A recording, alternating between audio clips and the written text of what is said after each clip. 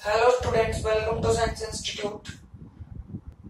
आज हम बात करेंगे यूनिट नंबर 2 की। नाम क्या है भाई? ऑर्गेनोमेटेलिक कंपाउंड, कार्बोधात्विक यौगिक। अब कार्बोधात्विक यौगिकों के बारे में थोड़ी बहुत जानकारी आप जानते हो, क्योंकि पिछली क्लासों में थोड़ी बहुत नॉलेज तो आपको मिल ही चुकी है। लेकिन यहाँ पर सबसे पहले किस पर बात करेंगे? हमेशा की तरह किस पर बात करेंगे भाई? हम डेफिनेशन पर बात करेंगे, परिभाषा पर बात करेंगे। क्या होती है कार्बोधात्विक यौगिकों की परिभाषा? देखो, वे स्पेशल मतलब वे विशिष्ट गुणों वाले यौगिक, वे स्पेशल कैरेक्टरिस्टिक रखने वाले कंपाउंड जिनके अंदर कार्बन ऐसे एलिमेंट से जुड़ा होता है जिसकी इलेक्ट्रोनेगेटिविटी कार्बन की तुलना में कम होती है। वे विशिष्ट गुणों वाले यौगिक, वे स्पेशल कैरेक्टरिस्टिक वाले कंपाउंड जिनके अंदर कार्बन ऐसे एलिमेंट से जुड़ा होता है जिसकी इलेक्ट्रोनेगेटिविटी कार्बन से कम होती है, ऐसे सभी कंपाउंड क्या कहलाते हैं? कार्बोधात्विक यौगिक कहलाते हैं, ऑर्गेनोमेटेलिक कंपाउंड कहलाते हैं। अब ये क्या क्या हो सकता है? यह कोई मेटल हो सकती है, उसकी भी लो इलेक्ट्रोनेगेटिविटी होती है। यह बोरोन हो सकता है, सिलिकॉन हो सकता है, जिंक हो सकता, मेटल तो क्या आएगी, मतलब वो सारे एलिमेंट हो सकते हैं जिनकी इलेक्ट्रोनेगेटिविटी कार्बन की तुलना में कम हो। अब तक आपको सिर्फ यही पता था कि मेटल से जुड़े, लेकिन अब से आप क्या ध्यान रखोगे? मेटल के साथ साथ वह और से भी जुड़ सकता है, लेकिन कंडीशन है उसकी इलेक्ट्रोनेगेटिविटी क्या होनी चाहिए? कार्बन से कम होनी चाहिए। और दूसरी चीज, उसमें विशिष्ट गुण होने चाहिए। कार्बन से लो इलेक्ट्रोनेगेटिविटी, और दूसरी कंडीशन उसमें विशिष्ट गुण होने चाहिए, स्पेसिफिक कैरेक्टरिस्टिक प्रॉपर्टी होनी चाहिए। तो ही आप उसे क्या बोलोगे? ऑर्गेनोमेटेलिक कंपाउंड बोलोगे, कार्बोधात्विक यौगिक बोलोगे। अब विशिष्ट गुण क्या होते हैं वो ही तो हमें इस यूनिट के अंदर पढ़ना है। एक दो लेक्चर पढ़ेंगे तो पढ़ते पढ़ते आप लोगों को पता लग ही जाएगा। तो ऐसे यौगिकों को क्या बोलोगे आप? कार्बोधात्विक यौगिक बोलोगे। सपोज करो मैंने ये कोई बॉन्ड बना दिया, माना कि कोई मेटल थी जिसका मैंने साइनाइड के साथ में बॉन्ड बना दिया। यहाँ एक जनरल कंपाउंड लिखूं, सेकेंड ईयर पढ़ के आए हो आप लोग तो। अरे बताओ, क्या मैं इसको कार्बोधात्विक यौगिक बोल सकता हूँ क्या? ये मेटल ना, और आपको भली भांति पता है इसका बॉन्डिंग कुछ ऐसा होता है, मेटल कार्बन से जुड़ रहा है। मतलब यहाँ पर जो पहली कंडीशन है ना वो तो सेटिस्फाई है, लेकिन दूसरी कंडीशन सेटिस्फाई नहीं है। इस कंपाउंड में कोई भी विशिष्ट गुण नहीं होता, मतलब ऐसे कोई गुण नहीं होते जैसे गुण इन यौगिकों में पाए जाते हैं। तो बॉन्डिंग है, लेकिन इसमें गुणों का अभाव है, इसके अंदर कैरेक्टरिस्टिक प्रॉपर्टी नहीं है जो इनमें होनी चाहिए। इस वजह से आप इस कंपाउंड को कार्बोधात्विक यौगिक नहीं मानोगे। This is not organometallic compound due to absence of characteristic property of the organometallic compounds. आई बात समझ में? तो ये दोनों कंडीशन जो फॉलो कर दे वो क्या हो जाएगा? ऑर्गेनोमेटेलिक कंपाउंड हो जाएगा। लिख डालो डेफिनेशन, ये है करेक्ट डेफिनेशन ऑर्गेनोमेटेलिक कंपाउंड की। वो धातु वातु फर्जी सब, लेकिन छोटी क्लासों में लिखा देते बच्चों को समझने के लिए, क्या करें। अब फाइनल में आपको मस्त दिखाएंगे ना, लिखाओ मतलब लिखो। वे विशिष्ट गुणों वाले यौगिक, वे विशिष्ट गुणों वाले यौगिक जिनमें कार्बन अपने से निम्न विद्युत ऋणी, अपने से निम्न या कम, अपने से कम विद्युत ऋणी परमाणु से जुड़ता है, अपने से कम विद्युत ऋणी परमाणु से जुड़ता है, ऐसे यौगिक कार्बोधात्विक यौगिक कहलाते हैं। ऐसे यौगिक कार्बोधात्विक यौगिक कहलाते हैं। The compound in which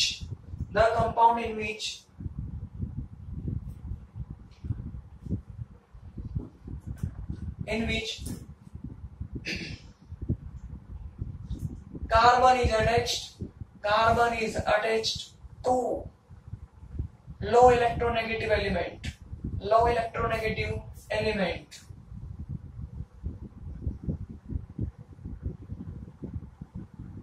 are called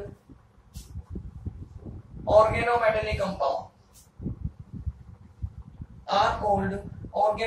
compound, These compounds have characteristic properties. These compounds have characteristic properties. ठीक है ना, ये लिख लो बगल में। अगर आ जाए, बाय द वे अभी तक तो आया नहीं देखो क्वेश्चन, लेकिन आ जाए ना, कुछ भी हो सकता है एग्जामिनर का घूम जाए तो लिख लो इसको बगल में एग्जाम्पल डाल के। FeCN6-4 कार्बोदाप्तिक यौगिक नहीं है क्योंकि इसमें विशिष्ट गुणों का अभाव है, क्योंकि इसमें विशिष्ट गुणों का अभाव है। FeCN6-4 is not organometallic compound due to absence of characteristic properties. Due to absence of characteristic properties. ठीक है, एक और चीज लिख लो अगली लाइन से, लिखो टेट्रा मैथिल डाइआर्सिन, नाम लिखो टेट्रा मैथिल डाइआर्सिन, प्रथम कार्बोदाप्तिक यौगिक है, प्रथम कार्बोदाप्तिक यौगिक। Tetra methyl diarsine is first organometallic compound. जब ऑर्गेनोमेटेलिक कंपाउंड की डिस्कवरी हुई थी, मतलब इन्हें खोजा गया था, इन्वेंट किया गया था, तब सबसे पहला जो खोजा गया था ना, या जो सबसे पहले हमें मिला था, वो कौन सा था भाई? टेट्रा मैथिल डाइआर्सिन था। तो कभी कभी क्वेश्चन आ जाता है कि प्रथम कार्बोदाप्तिक यौगिक का नाम लिखिए, तो आप इसको टिका देना, आपका काम हो जाएगा। इसे ही सबसे पहले खोजा गया था। आई बात समझ में?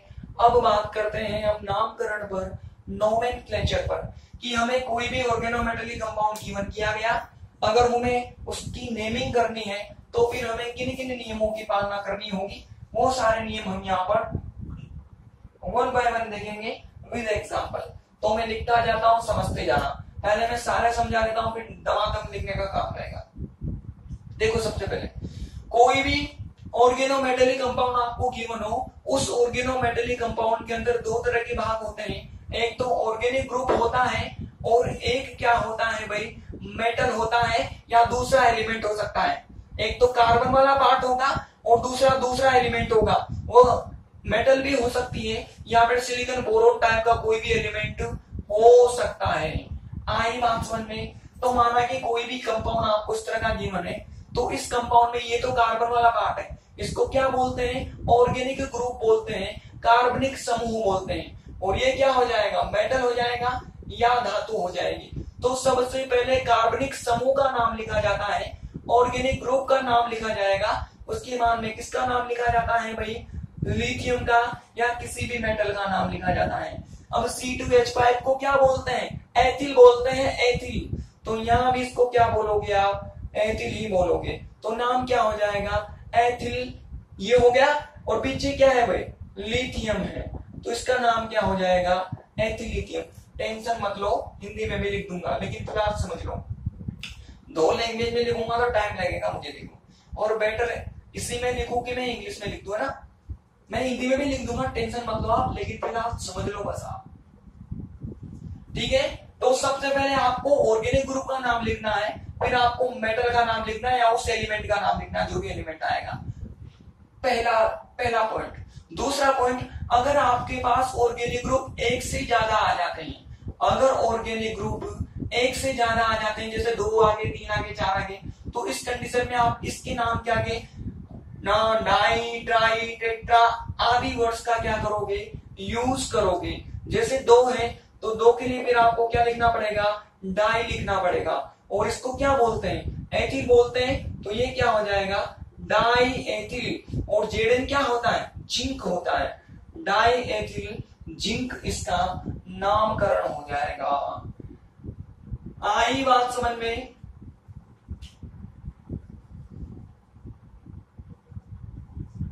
अगला पॉइंट कहता है, सपोज करो ये ऑर्गेनिक ग्रुप एक से ज्यादा प्रकार के आ गए, मतलब डिफरेंट टाइप के आपके पास क्या आ गए हैं? ऑर्गेनिक ग्रुप आ गए हैं। जैसे एक CH3 आ गया, एक C2H5 आ गया। तो इस कंडीशन में फिर आपको अल्फाबेटिक ऑर्डर फॉलो करना है। CH3 को मैथिल बोलते हैं, M से स्टार्ट होता है। इसको एथिल बोलते हैं, इससे स्टार्ट होता है। अल्फाबेटिक ऑर्डर कहता है कि पहले ई को लिखा जाना चाहिए, तो पहले क्या लिखोगे आप, इसका नाम एथिल, उसके बाद में क्या लिखोगे, मैथिल, उसके बाद में दोनों खत्म हो गए, अब किसका नाम आएगा, मेटल का नाम आएगा। और मेटल की फॉर्म में आपके पास कौन है भाई, मैग्नीशियम है, मैग्नीशियम। बोलो हो गया कि नहीं हो गया। अगला पॉइंट, अगर आपके पास ऑर्गेनोमेटेलिक कंपाउंड के अंदर क्या आ जाता है भाई, हाइड्रोजन आ जाता है।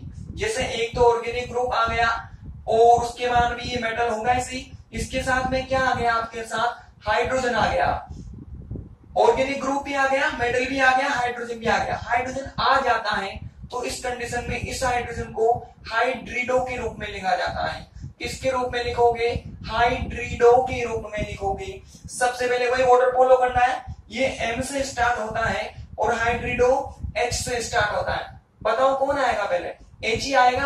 अल्फाबेटिक ऑर्डर तो ये कहता है रिप्रेजेंट ऐसे करेंगे, कभी भी आगे मत लिख देना, ऐसे रिप्रेजेंट करेंगे इसको, और इनको ऐसे ही करेंगे, प्रॉपर वे में लिख रहा हूं मैं। तो इसको क्या लिखोगे आप, हाइड्रिडो, फिर क्या लिखोगे, इसको क्या बोलते हैं, मैथिल, और फिर पीछे की तरफ क्या है, जिंक है, तो क्या लिख दोगे आप, जिंक लिख दोगे। अगर यहां पर सपोज करो एथिल होता तो ये ई से स्टार्ट होता है। अब पहले कौन आता भाई, ई आता है। ये लो, इसका भी बना ही देता हूं मैं, ये लो ये लो ये लो, ठीक है। अब ये ई और ये एच, तो अब इस कंडीशन में पहले कौन आएगा भाई, एथिल आएगा, उसके बाद में कौन आएगा भाई, हाइड्रिडो आएगा, फिर कौन आएगा, जिंक आएगा, जिंक। आई बात समझ में, ये हो गया हमारा फोर्थ पॉइंट। हाँ, इसका इसके नीचे लिख दूंगा मैं, ठीक है, इधर तो जगह बचेगी। अगले पॉइंट पर बढ़ो भाई, पांचवा पॉइंट कहता है अगर इन ऑर्गेनिक ग्रुप के अंदर डाई ट्राई जैसे वर्ड पहले से ही आ जाते हैं, इन ऑर्गेनिक ग्रुप के अंदर डाई ट्राई टेट्रा जैसे वर्ड पहले से ही आ जाते हैं, तो इस कंडीशन में अगर इनकी भी एक से ज्यादा संख्या हो तो फिर आप किसको यूज में लोगे, बिस, ट्रिस, टेट्रा किस, अरे वही सेकेंड ईयर वाला फॉर्मूला है, यहाँ तो उन्हीं को यूज में लेना है। जैसे कि आपको ये कंपाउंड गिवन किया गया, इसमें ये क्या हो जाएगा, ऑर्गेनिक ग्रुप हो जाएगा। पहले इस ऑर्गेनिक ग्रुप का नाम बता दो, ये नंबरिंग करो, ये 1, ये हो जाएगा 2, ये 3, ये हो जाएगा 4, ये हो जाएगा 4, और ये 5, और ये हो जाएगा 6। तो नाम क्या हो गया, 2, 4, 6, ये हो जाएगा 2, 4, 6, ठीक है ना। 3 है तो 3 के लिए क्या लगाना पड़ेगा आपको, ट्राई लगाना पड़ेगा। क्या है, क्लोरो, तो ट्राई क्लोरो हो गया। अब इसको क्या बोलते हैं, फेनिल बोलते हैं, फेनिल। तो ये लो भाई, ट्राई क्लोरो फेनिल। बोलो हो गया कि नहीं हो गया। ये तो किसका नाम हो गया भाई, ऑर्गेनिक ग्रुप का नाम हो गया। अब इसके अंदर ट्राई पहले से ही आ गया, तो अब आप यहाँ पर डाई ट्राई टेट्रा आदि को यूज में नहीं लोगे। क्या यूज में लोगे, बेस, ट्रीस, टेट्राकीस, पेंटाकीस, ये सब वर्ड यूज में लोगे, जो आप लोगों ने कहां पर सीखे थे भाई, सेकंड ईयर में सीखे थे। तो यहाँ पर 2 है तो क्या लगाऊंगा, बिस लगाऊंगा। पीछे की तरफ मैग्नीशियम है तो मैग्नीशियम लगा दो भाई। इधर लिख देता हूं, उधर जगह नहीं है मेरे पास। बोलो नामकरण हो गया कि नहीं हो गया, हो गया ना नामकरण। मैंने कहा इतने काफी है, फिर अगले पेज पर करेंगे, वरना कैसे होगा, पॉकेट गई।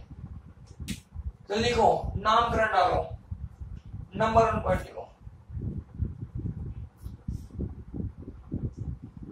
कार्बोराक्टिक यौगिकों के नामकरण में सर्वप्रथम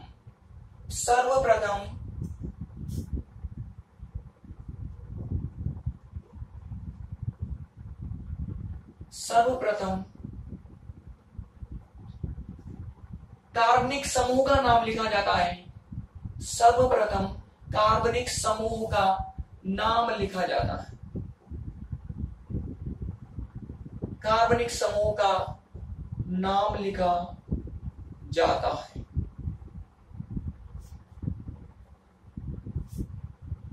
इन नोमेनक्लेचर एग्जाम्पल लिख लो, in nomenclature initially organic group is written, organic group is written. एक एग्जाम्पल और बना देता हूं, ऑर्गेनिक ग्रुप इज रिटर्न, लिख लो बोर्ड से।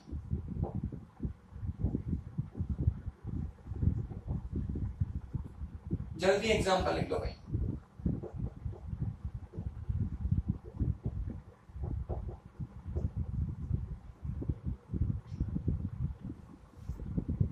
हो गया, अगला लिखो।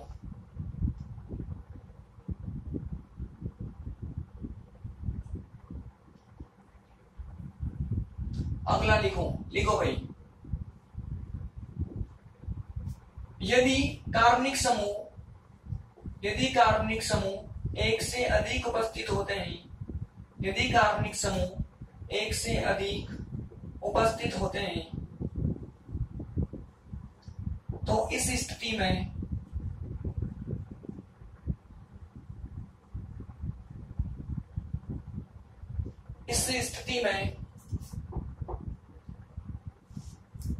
डाई, ट्राई, टेट्रा आदि पूर्व लग्नों का उपयोग किया जाता है, आदि पूर्व लग्नों का उपयोग किया जाता है। A organic groups are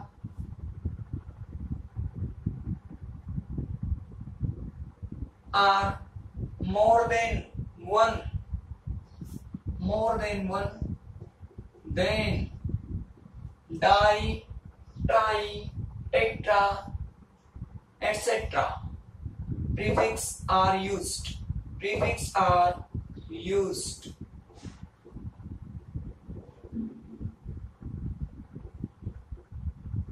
example लिखते जाना भाई सबके साथ, ठीक है।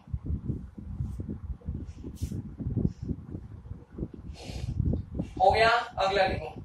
यदि कार्बनिक समूह एक से अधिक प्रकार के उपस्थित होते हैं, यदि कार्बनिक समूह एक से अधिक प्रकार के उपस्थित होते हैं, कार्बनिक समूह एक से अधिक प्रकार के उपस्थित होते हैं, तो इस स्थिति में अंग्रेजी वर्णमाला क्रम में इनका नामकरण किया जाता है, अंग्रेजी वर्णमाला क्रम में इनका नामकरण किया जाता है। If organic groups are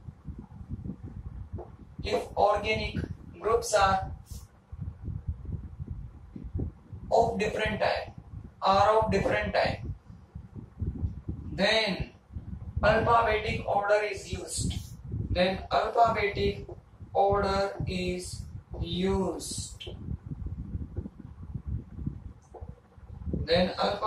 order is used. ठीक, एग्जाम्पल लिख लो भाई।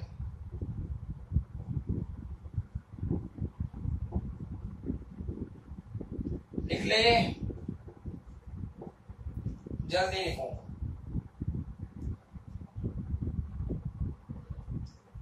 अगला लिखो भाई। यदि कार्बोधात्विक यौगिक में हाइड्रोजन उपस्थित होता है, यदि कार्बोधात्विक यौगिक में हाइड्रोजन उपस्थित होता है, तो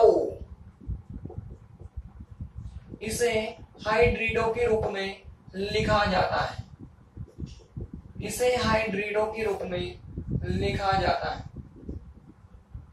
एक hydrogen is present in organometallic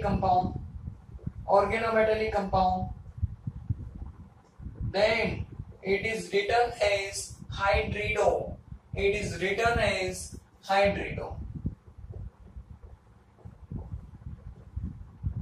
ठीक है, जल्दी से एग्जाम्पल लिखो, और लिख ले हो तो फिर अगला पॉइंट लिखो।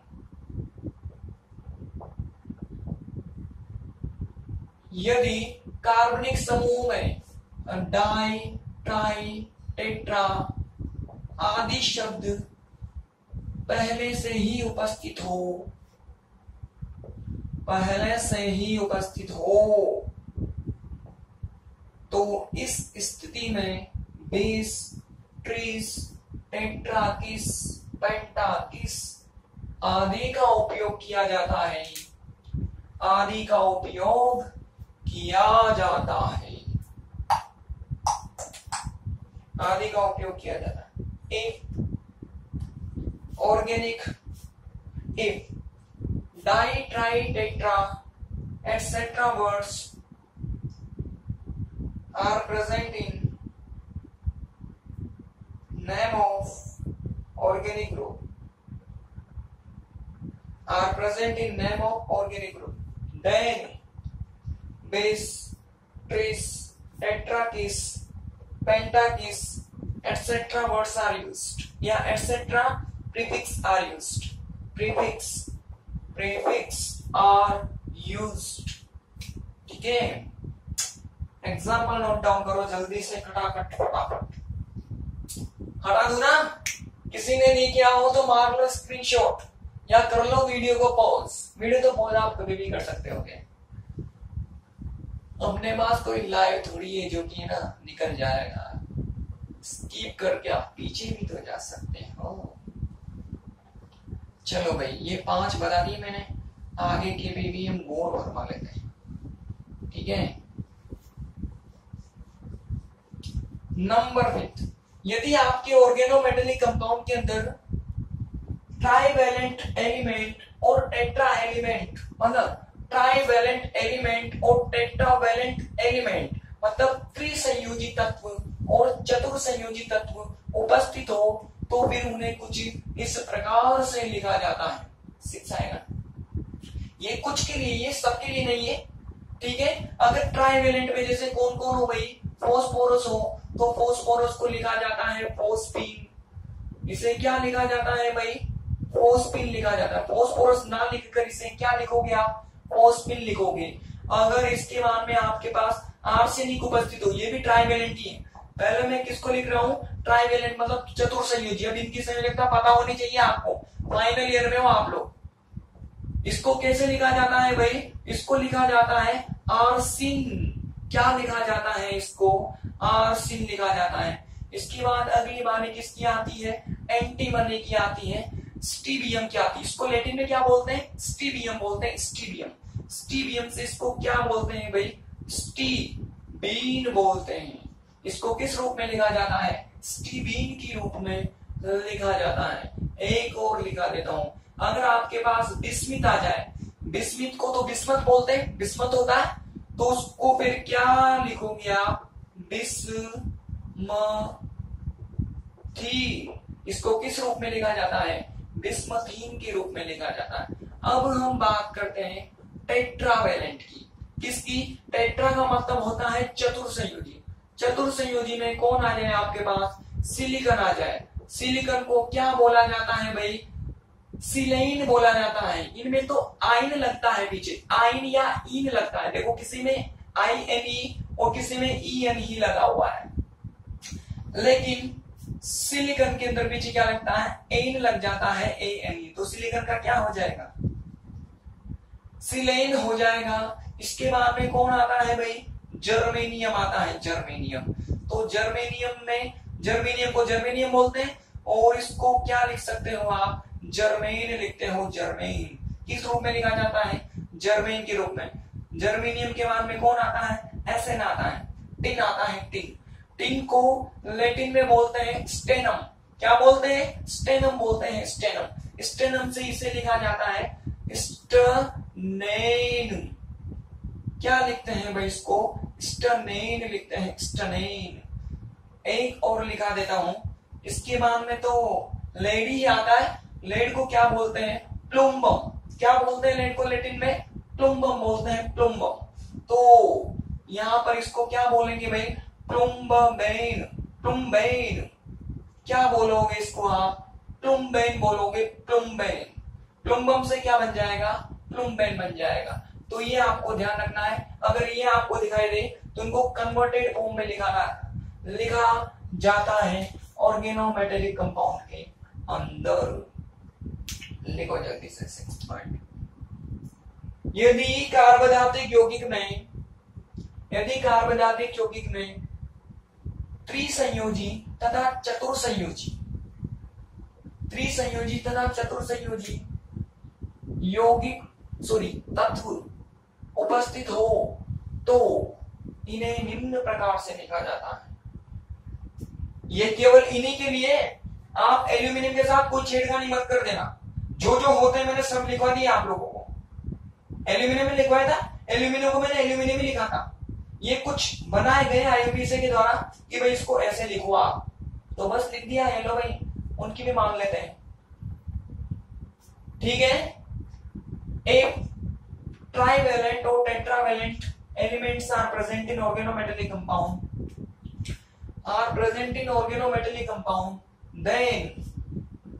then they are written as following type। Hindi में लिखो क्या?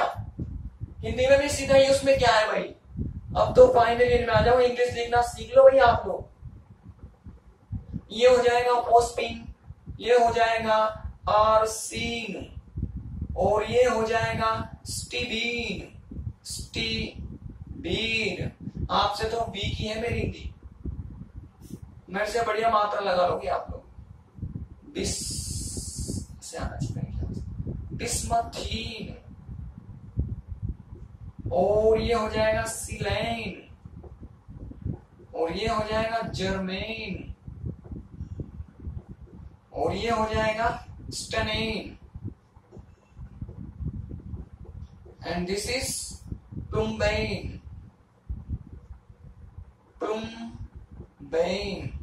ठीक है, ओके, नोट डाउन कर लो फटाफट फास्ट।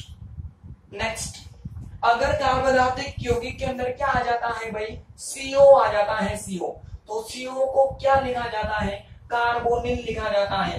क्या लिखते हैं? कार्बोनिल। और इस कार्बोनिल को मेटल के बाद में लिखा जाता है। अभी तक मैं क्या बोल रहा था कि मेटल को पहले लिखना है, लेकिन अगर कार्बोनिल आ गया तो फिर इसे कहां लिखोगे? मेटल के बाद में लिखोगे, मेटल के बाद में। जैसे कि आपको क्या गिवन किया गया, NiCO होल 4 गिवन किया गया। इसे क्या लिखते हैं भाई? नाम क्या होता है इसका? निकल टेट्रा कार्बोनिल। क्या नाम होता है इसका? निकल टेट्रा कार्बोनिल की तरह इसे लिखा जाता है। ठीक है, अगला कंपाउंड, यदि आपके पास ऑर्गेनोमेटेलिक कंपाउंड में कोई इनऑर्गेनिक एलिमेंट आ जाता है, क्या आ जाता है भाई? इनऑर्गेनिक एलिमेंट आ जाता है। इनऑर्गेनिक एलिमेंट का मतलब अकार्बनिक समूह, जैसे हेलोजन हो गया, हेलोजन टाइप का अगर कोई एलिमेंट आ गया, कोई ग्रुप आ गया, तो फिर इसका नामकरण किस तरह से लिखा जाता है? बोर्ड पर देखो, सबसे पहले तो ऑर्गेनिक ग्रुप का नाम लिखोगे आप, मतलब क्या लिखना है आपको? मेथिल लिखना है। उसके बाद बारी किसकी आएगी? मेटल की बारी आएगी, या बीच में जो भी एलिमेंट फंसा होगा उसकी बारी आएगी, तो जिंक हो गया। और जो इनऑर्गेनिक है ना, इनऑर्गेनिक जो भी ग्रुप हो, जो भी अकार्बनिक समूह हो, उसका नामकरण सबसे बाद में किया जाता है। मतलब उसको कहां लिखोगे आप? जब सारा नाम निपट जाए तो फिर बाद में किसकी बारी आएगी? इनऑर्गेनिक ग्रुप की बारी आएगी, अकार्बनिक समूह जैसे हेलोजन वगैरह की बारी आएगी। लास्ट, यदि ऑर्गेनोमेटेलिक कंपाउंड पर कौन सा आवेश आ जाए? नेगेटिव चार्ज आ जाए। कौन सा चार्ज आ जाए भाई? Negative charge. ये मैंने एक ऑर्गेनोमेटेलिक कंपाउंड लगाया, इस पर मैंने नेगेटिव चार्ज लगाया। इस कंडीशन में फर्क इतना सा पड़ता है, किसकी? ये जो जिंक है ना, इसके नाम के पीछे क्या लग जाएगा? 8 लग जाएगा। सेकेंड ईयर याद करो, वहां भी 8 ही लगता था, और यहाँ भी क्या लगेगा भाई? 8 ही लगेगा। ये मेथिल पीछे क्या होता है? जिंक, लेकिन जिंक के पीछे माइनस के कारण क्या लग जाएगा? 8 लग जाएगा। तो क्या बन जाएगा भाई? जिंकेट बन जाएगा। और साथ इसकी क्या लिखनी है आपको? ऑक्सीकरण अवस्था लिखनी है। क्या लिखनी है? ऑक्सीकरण अवस्था। जिंक की ऑक्सीकरण अवस्था यहाँ पर कितनी है? सेकेंड है, सेकेंड। एक से इससे जुड़ा हुआ है और एक माइनस पहले से उपस्थित है, तो जिंक की ऑक्सीकरण अवस्था क्या आ जाएगी? सेकेंड आ जाएगी यहाँ पर। आ गई बात समझ में? तो इस तरह से आपको लिखना। ये 9 नियम है, इन 9 नियमों की सहायता से आप किसी भी ऑर्गेनोमेटेलिक कंपाउंड का नेम लिख सकते हो। 6 तो कर ही लिया था, 7th लिखो। यदि कार्बनात्मक यौगिक में कार्बोनिल उपस्थित होता है तो इसे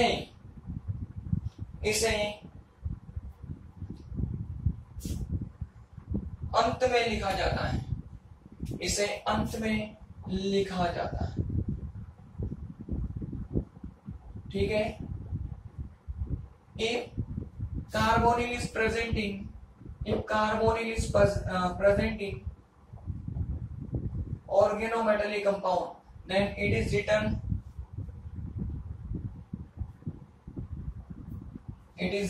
at the last,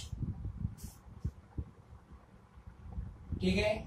जल्दी से एग्जांपल की छपाई करो।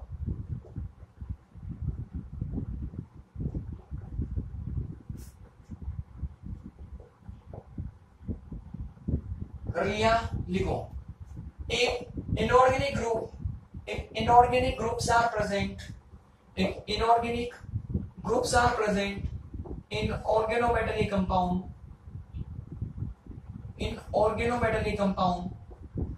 then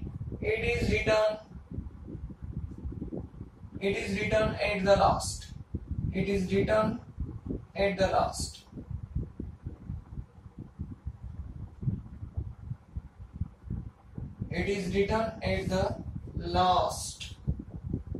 If inorganic groups are present in organometallic compound, then it is written at the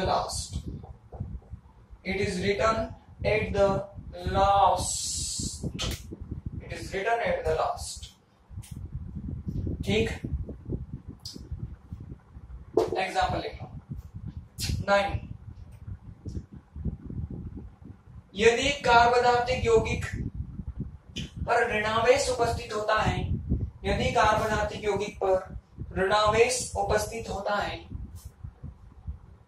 तो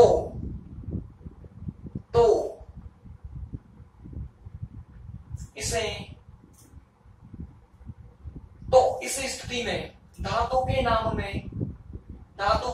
के अंत में 8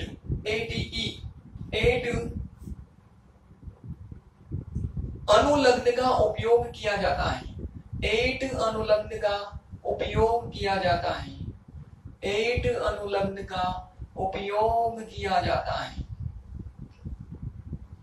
साथ में इसकी ऑक्सीकरण अवस्था भी लिखी जाती है।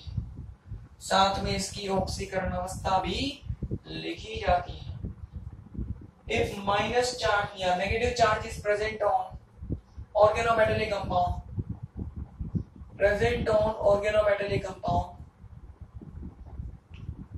then 8 suffix is attached with name of metal, with its oxidation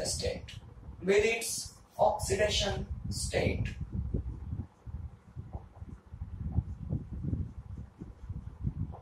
ठीक। New topic.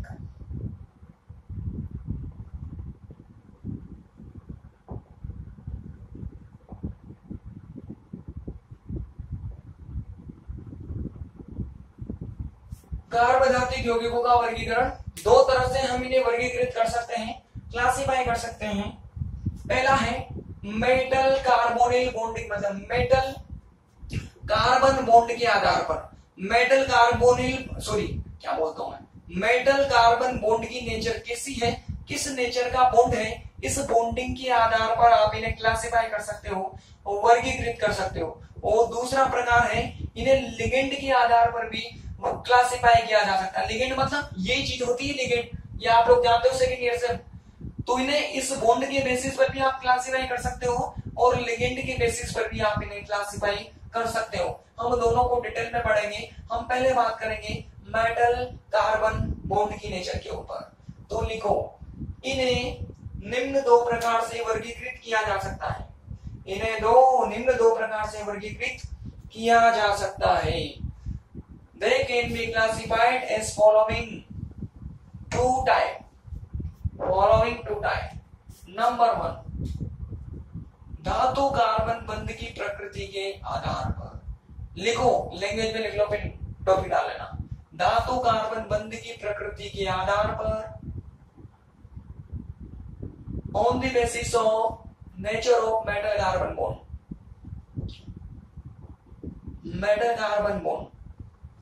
और दूसरा लिख लो, लिगेंड की प्रकृति के आधार पर। लिगेंड की प्रकृति के आधार पर, on the basis of nature of ligand. On the basis of nature of ligand पहला लिखो, टॉपिक डाल लो खटाखट।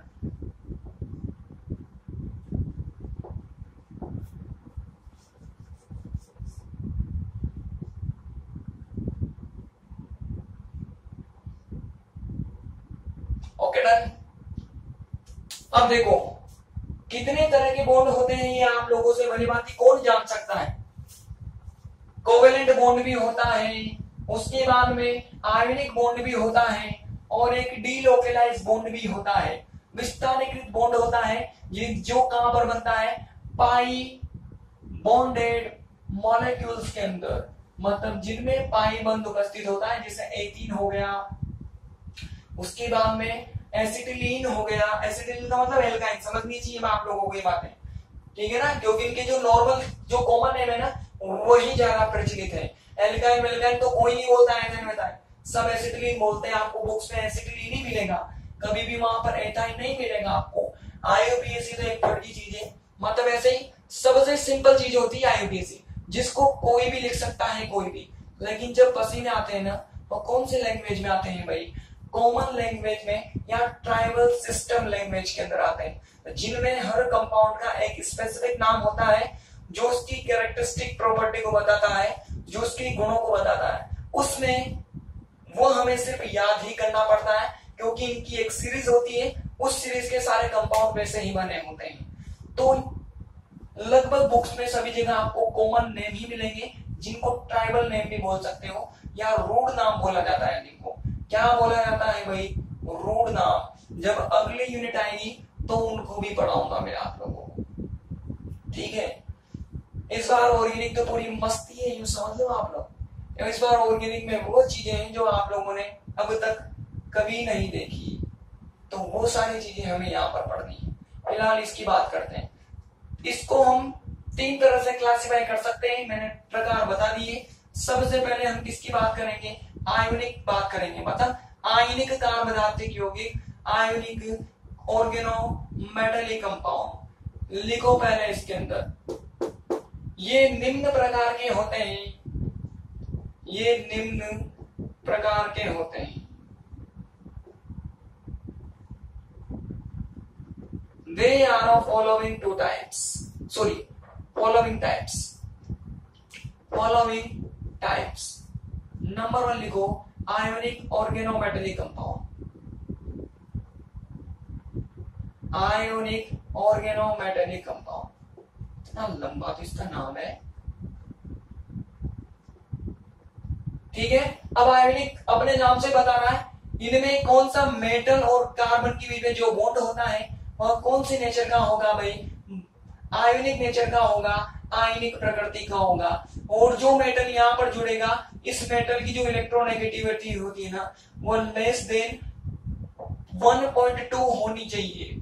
सबसे पहली कंडीशन, आयनिक बनेगा उससे। अगर आप यहाँ पर आयनिक बॉन्ड बनाना चाहते हो तो वो तभी बन सकता है जब इस मेटल की इलेक्ट्रोनेगेटिविटी या तो 1.2 हो या 1.2 से ऑलवेज क्या हो, कम हो, तो ही यहाँ पर बनने वाला बॉन्ड आयोनिक नेचर का बनेगा, आयनिक प्रकृति का बनेगा। ऐसी जो प्रॉपर्टी है ना, वो किसके पास होती है, एल्कलाइन मेटल्स के पास होती है, मतलब क्षारीय धातुओं के पास होती है। क्षारीय धातु क्या होता है, फर्स्ट वर्ग। पीरियोडिक टेबल होती है ना, उसका जो फर्स्ट वर्ग होता है, फर्स्ट ब्लॉक, वह क्या होता है, क्षारीय धातुएं।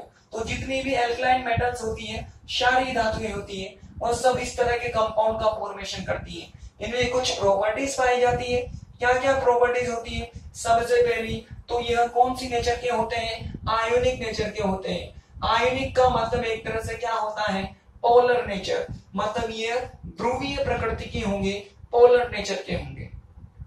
पोलर नेचर के हैं तो आप लोगों ने एक चीज तो सुनी होगी, समान समान को बोलता है, लाइक लाइक को डिसोल्व करता है। तो पोलर के होने के कारण यह कौन से विलायकों में घुलते हैं भाई?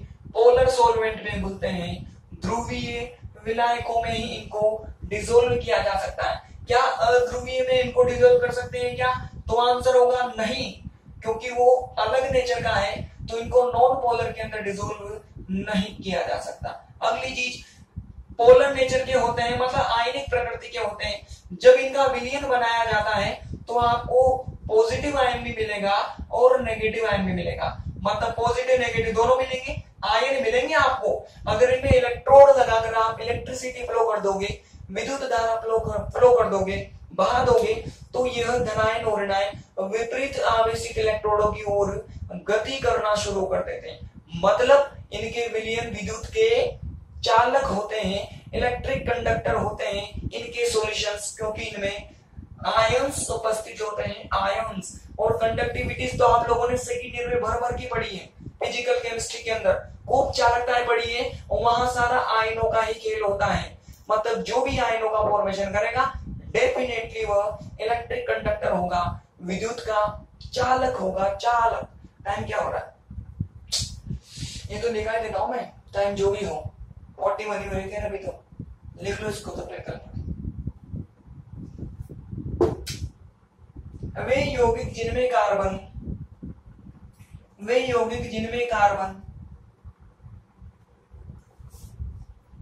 उस तत्व या उस परमाणु से जुड़ता है जिसकी विद्युत ऋणता 1.2 से कम होती है, 1.2 से कम होती है। ऐसे यौगिक आयनिक कार्बोदप्तिक यौगिक कहलाते हैं। ऐसे यौगिक आयनिक कार्बोदप्तिक यौगिक कहलाते हैं। ये सामान्यतः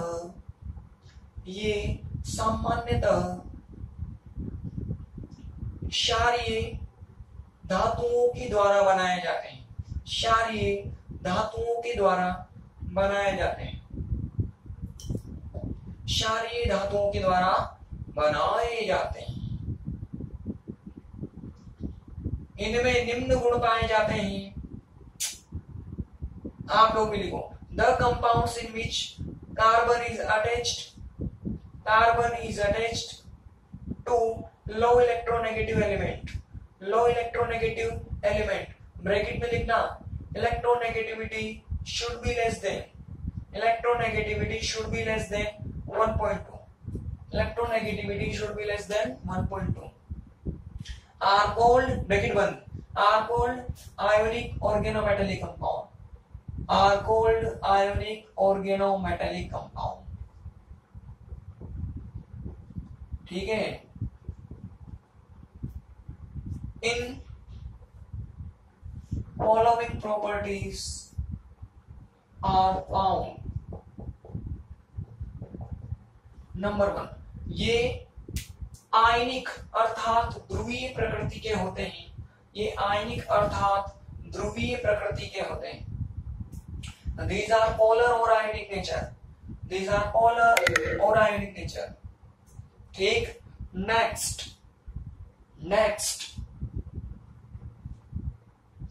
ये ध्रुवीय विलायकों में घुलते हैं। They can dissolve in polar solvents, Okay, next।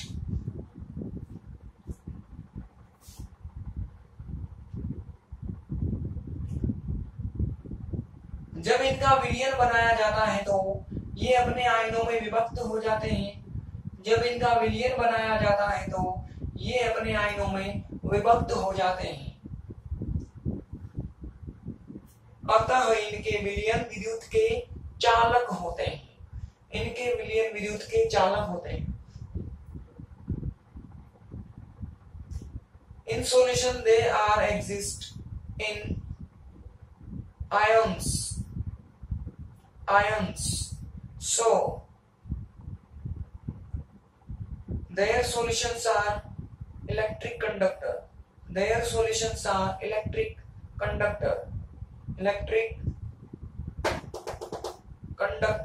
Solvent जैसे मैंने क्या ले लिया हो, वाटर ले लिया, वाटर पोलर है तो ये घोलेगा कि नहीं घोलेगा, एब्सोल्युटली घोलेगा, बिल्कुल घोलेगा ये इसको। तो ये हो गए भाई आयनिक, ऑर्गेनिक, मेटालिक कंपाउंड। अब हम कल बात करेंगे कोवेलेंट का मतलब सहसंयोजी। ठीक है भाई, कोई दिक्कत हो कमेंट करना।